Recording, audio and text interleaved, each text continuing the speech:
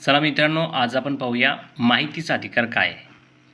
तर भारतीय राज्यघटनेनुसार माहितीचा अधिकार हा कलम 19(1) अंतर्गत एक मूलभूत अधिकार मानला जातो, जो भाषण आणि अभिव्यक्ती स्वातंत्र्याची हमी देतो, ज्यामुळे नागरिकांना सरकारी कामकाज आणि क्रियाकलापाबद्दल माहिती मिळवण्याचा अधिकार आहे.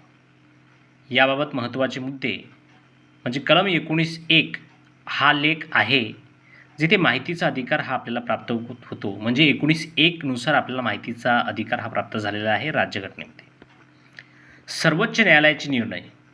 माहितीचा अधिकार हा मूलभूत अधिकार म्हणून समाविष्ट करण्यासाठी भारताच्या सर्वोच्च न्यायालयाने कलम 19(1) चा अर्थ लावला.